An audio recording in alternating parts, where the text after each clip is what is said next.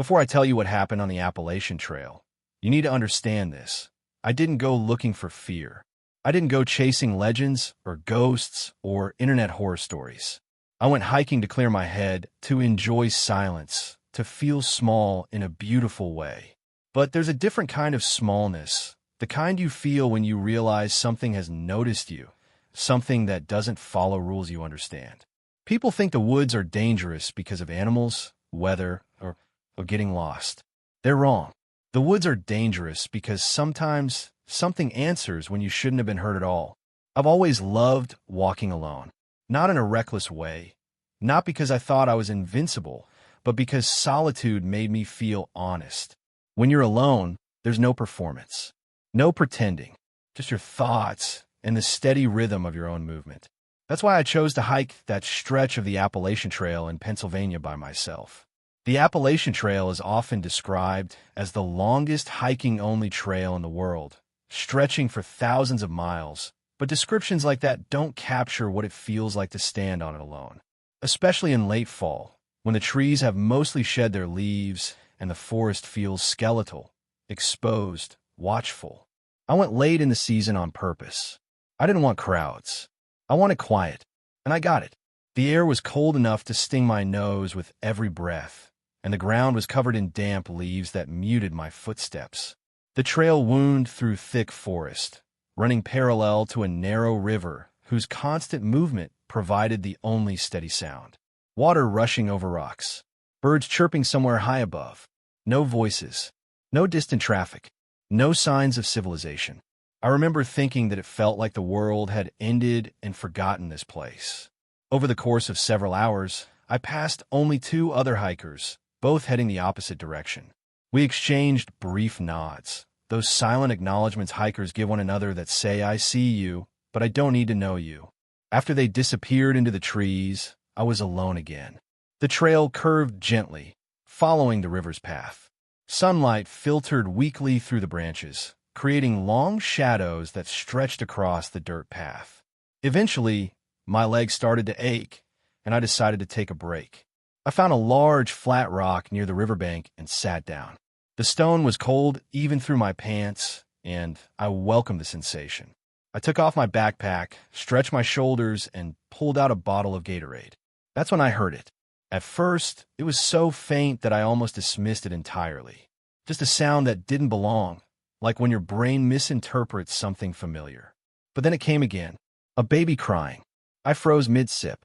The sound was unmistakable. Not an animal, not wind, not birds. It was the sharp, rhythmic cry of an infant, desperate, breathless, panicked. My first reaction wasn't fear. It was confusion. Who brings a baby this deep into the woods? In late fall, on a hiking-only trail, I stood up and listened. The crying came from further down the trail, in the direction I was heading. It echoed strangely through the trees, bouncing off the riverbank, making it hard to pinpoint exactly where it was coming from. A knot formed in my stomach. I didn't want to jump to conclusions, but one possibility pushed itself to the front of my mind and refused to leave. What if a baby had been left alone out here? I couldn't ignore that. I shouldered my backpack and started walking toward the sound. As I moved, I expected the cry to grow louder, clearer.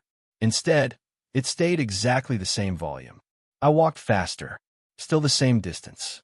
After about 30 seconds of brisk walking, my unease grew. The crying never changed, never closer, never farther. It was like chasing a sound tied to my movement, always retreating just enough to stay out of reach. Finally, logic forced its way back in. "You're being paranoid," I told myself. "It's probably someone else hiking with a baby. You just can't see them yet." Feeling foolish, I stopped and sat on another rock beside the river. The crying stopped. Not gradually, not fading into silence. It stopped instantly. The sudden quiet felt heavier than the sound ever had. I sat there, listening intently, waiting for it to start again. When it didn't, I tried to shake the unease and pulled out my phone to take a few videos of the scenery. The river shimmered dully under the overcast sky. The forest looked calm, normal. After about 5 minutes, I heard footsteps. They were fast, uneven, coming from behind me. I looked up, expecting another hiker. Instead, a woman burst into view from between the trees. She was moving quickly, almost running, and she didn't slow down until she was uncomfortably close to me. Too close. Her face was pale, eyes wide and unfocused, hair tangled and damp as if she'd been sweating or crying. She stopped inches from my face and screamed, "Have you seen my baby?" The suddenness of it made my heart slam against my ribs. I instinctively leaned back, hands raised slightly in a calming gesture. I heard a baby crying, I said, forcing my voice to stay steady. It was coming from down the trail. Her breathing was ragged, almost animalistic. She didn't thank me, didn't ask questions. She just stared at me, eyes locked onto mine. "Come on," I said after a moment. "Follow me." I started walking quickly in the direction I'd followed the sound earlier. She fell in step behind me immediately. I could hear her footsteps, close and hurried, and the sound of her breathing just over my shoulder. Every few seconds, I glanced back to make sure she was still there. She always was. After a minute or so, curiosity and concern overrode my fear. "How did you lose your baby?" I asked. No response. I tried again, louder. "Ma'am." Nothing.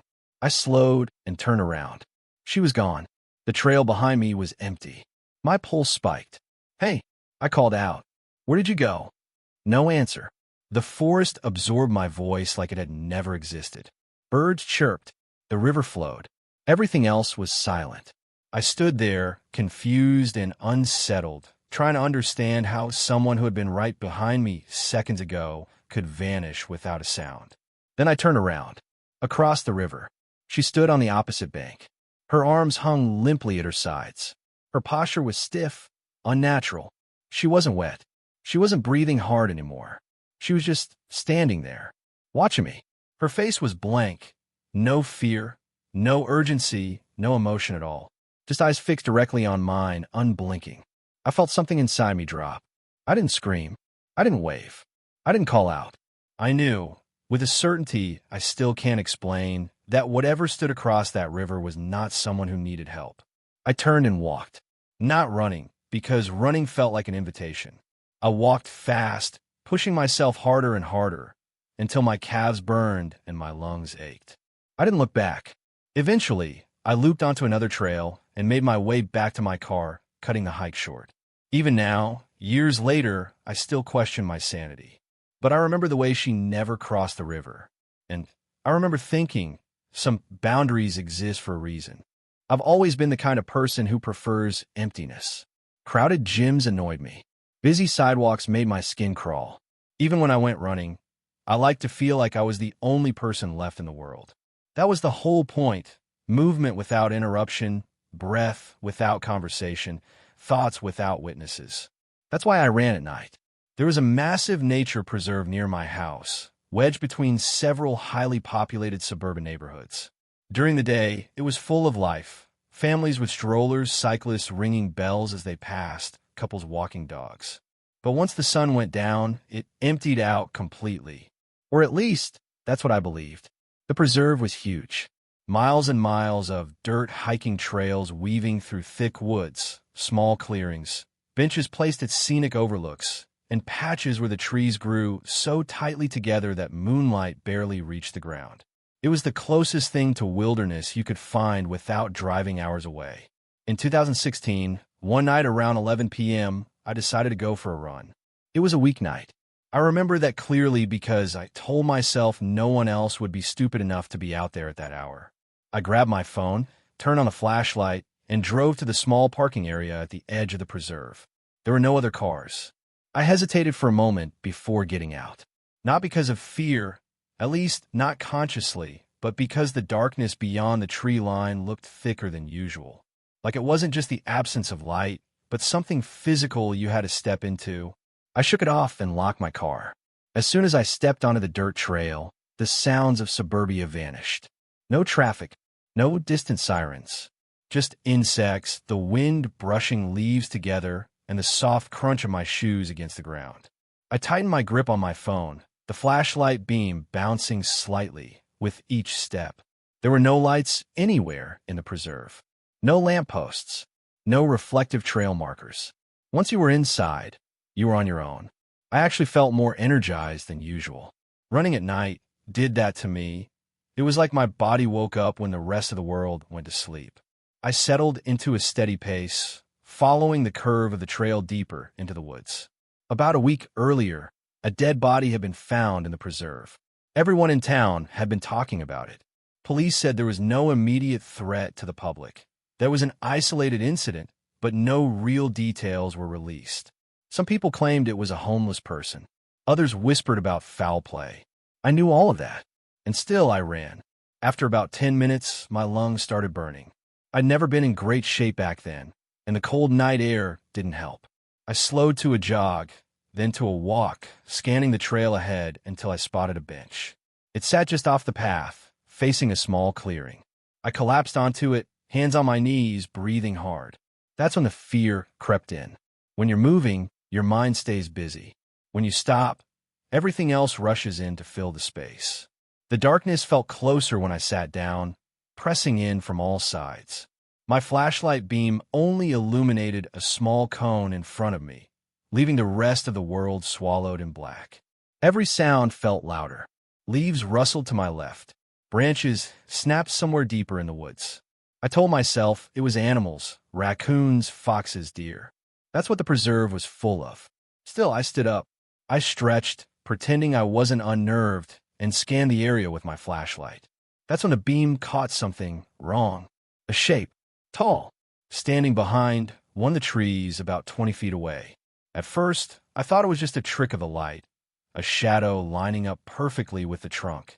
I shifted the flashlight slightly. The shape didn't move. My heart rate picked up again, not from running this time, but from instinct. Something about the height bothered me. It was too tall to be a bush, too narrow to be a tree. I took a cautious step forward.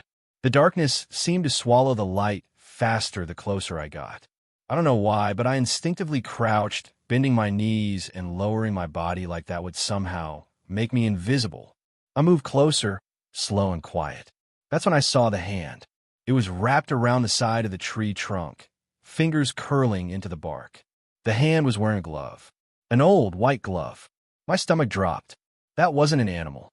For a split second, I considered turning around and walking calmly back toward the entrance, pretending I hadn't seen anything. But curiosity, or maybe denial, kept me rooted in place. Before I could decide what to do, the figure stepped out from behind the tree. The beam of my flashlight landed fully on him. A clown, not a cheap costume, not a half-hearted mask. This was a full, deliberate outfit. White face paint, exaggerated red mouth stretched into a permanent grin, dark eye makeup making his eyes look sunken and hollow. The suit was dirty, like it had been worn outside for a long time. Oversized clown shoes squelched softly against the dirt. But what froze me in place wasn't the costume. It was what he was holding. A baseball bat. Driven through the center of the bat was a long metal spike, at least a foot long, protruding from the end like something medieval. It looked heavy, real. He held it loosely at his side. The clown tilted his head downward, chin tucked, so he was looking up at me from beneath his brow. Even in the dim light, I could see his eyes locked onto mine. Then he started walking toward me, slowly, deliberately. Each step felt measured, like he was savoring the distance closing between us. This was during the clown epidemic. People dressing up as clowns and lurking in public places. I knew that. Everyone knew that. But knowing didn't make it less real. My body made the decision before my mind caught up. I ran. I didn't stay on the trail. I bolted straight into the woods, branches whipping at my face, roots grabbing at my feet. I could hear my own breathing, ragged and panicked, and somewhere behind me, I heard footsteps picking up speed. I ran until my lungs felt like they were on fire. Then I killed my flashlight. I crouched behind a tree, pressing my back against the bark, trying to make myself as small as possible. My heart was pounding so hard I was sure it would give me away. Footsteps thundered past me. Close. Too close. I could feel the vibration of them through the ground as they rushed by, missing me by maybe 10 feet. I clamped a hand over my mouth to keep from making a sound. The footsteps faded into the distance. I waited. Seconds felt like minutes. Minutes felt like hours. Every muscle in my body screamed at me to move, but fear kept me frozen. When I finally dared to stand, my legs nearly gave out. I turned my flashlight back on and sprinted back toward the trail, then ran the entire way back to the parking lot. I didn't stop until I hit the pavement, until streetlights flooded my vision and houses appeared like proof that civilization still existed. I threw up on the sidewalk. Later, people speculated that the dead body found the week before had something to do with the clown sightings. I don't know if that's true. What I don't know is this: that preserve doesn't close at night. It just changes. And whatever walks there after dark doesn't want to be seen until it decides you're already too far in to escape. I've always been comfortable being alone in the woods. Not careless, just confident. I grew up around forests, spent enough time outdoors to recognize normal sounds from the ones that didn't belong. Wind had a pattern. Animals had rhythm. Silence had weight. That's why I didn't think twice about going on a solo camping trip a few miles from my house. It wasn't some remote national park or deep backcountry wilderness. Just a stretch of forest far enough from roads and houses that you couldn't hear traffic, but close enough that I told myself I wasn't really in danger. I'd been there before. I knew the trails. I knew the terrain. Or at least I thought I did. I set up my tent in the late afternoon, choosing a small clearing surrounded by trees. The ground was mostly flat, the area quiet. No signs of other campers nearby. After pitching the tent and organizing my gear, I cooked a simple meal and ate as the sun dipped below the tree line. The forest changed when night approached. The temperature dropped quickly, and the sound shifted, daytime birds replaced by insects and distant rustling. Still, nothing felt wrong. I zipped myself into the tent and took a short nap, figuring I'd go for a quick hike before it got too dark. When I woke up, the light filtering through the tent was dimmer and colder. I laced up my boots and headed out, following a narrow trail that cut deeper into the woods. For the first part of the hike, everything felt normal. Too normal. That's when I noticed the footsteps. They weren't loud. In fact, if I hadn't been paying attention, I might have missed them entirely. Soft crunches of leaves, twigs snapping under weight. At first, I chalked it up to an animal, deer maybe, but the sound had a pattern to it, a rhythm that matched mine. When I slowed, it slowed. When I stopped, it stopped. Human. I stopped completely and listened. Nothing. The silence pressed in around me, thick and uncomfortable. I waited, scanning the trees, but saw nothing. Eventually, I convinced myself I was letting my imagination get the better of me and continued on. I didn't see anyone the entire hike. When I got back to my campsite, the first thing I noticed made my stomach drop. The zipper on my tent was undone. The flap hung open, swaying slightly in the breeze. I froze, staring at it, my mind racing. I knew I had zipped it shut. I always did. Slowly, I approached, heart pounding, and checked around the tent before peering inside. No one was there, but my bag had been gone through. Clothes shifted, gear moved, pockets unzipped. Nothing was missing. That almost made it worse. I considered packing up and leaving right then. But I reasoned with myself, whoever had been there already had their chance. Maybe it was some bored teenager or a curious hiker who stumbled onto my campsite. Leaving in a panic felt dramatic. I told myself I was overreacting. Night fell completely not long after. I crawled in my sleeping bag, zipped the tent, and lay on my back staring at the dark fabric above me. The forest outside was quiet, almost unnaturally so. Then I heard it. Static. At first, I thought it was my imagination, like when you hear faint ringing after a loud noise. But then it happened again. A low, grainy crackle, like a radio struggling to find a signal. I sat up. The sound stopped. I waited, barely breathing. Nothing. After a minute, I slowly lay back down. 10 seconds later, the static returned. This time it was louder, and beneath it, I heard breathing. Not outside the tent. Inside. I bolted upright, my heart hammering so hard I thought I might pass out. The sound stopped again, leaving behind a silence so complete it rang in my ears. I fumbled for my bag, fingers shaking, and started digging through it, convinced I'd accidentally brought something electronic. My hand brushed against something cold and unfamiliar. I pulled it out. A walkie-talkie. Not a modern one. A massive, old-looking device, the kind you'd expect to see in a war movie. Thick plastic casing, long antenna, heavy in my hands. I stared at it in disbelief. I didn't own a walkie-talkie. The static crackled again, this time clearly coming from the device. Then the static cut out. Breathing replaced it. Slow, wet, close. My entire body went rigid. Then a voice came through the speaker. Low, deep, almost unintelligible. I'm not your cat. For a split second, my mind refused to process what I'd heard. The words didn't make sense. They floated in the air, detached from logic. Then something heavy hit the ground outside my tent. Thud. I flinched, clutching the walkie-talkie like it was a live grenade. My hands shook as I mashed buttons, desperate to make it stop. The breathing came through one last time before the device finally went silent. Another heavy object hit the ground, closer this time, right outside the tent wall. I didn't wait to see what it was. I shoved my feet into my boots, burst out of the tent, and ran. I ran blindly through the darkness toward where I knew my truck was parked, branches slashing in my arms, my lungs screaming. I didn't stop until I reached the driver's door and threw myself inside, locking it behind me. I sat there for a long time, shaking. I left everything behind: tent, sleeping bag, food, gear. None of it mattered. Even now, I don't know if it was a trap meant to scare me off